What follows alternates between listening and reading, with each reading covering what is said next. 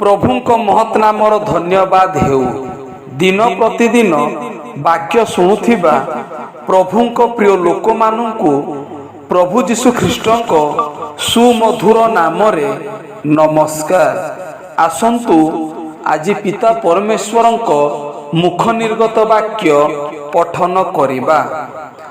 तुम्भे माने जेपरि ज्योतिर संतान हुओ सेथिपाई ज्योति तुम्भ मानक निकटरे थाउ थाउ ज्योतिरे विश्वास कर। जीशु एही सब कथा कही प्रस्थान कले ओ सेमानक ठारू गोपନରେ रहिले। जोहन 12 अध्यायर 36 पद वाक्य बुझिया पाई ओ निजस्व करिबा पाई समस्तंकु प्रभु साहाय्य करंतु। एही वाक्य द्वारा आपण मानक परिवार को प्रभु प्रचुर भावे आशीर्वाद करंतु। धन्यवाद। आमेन।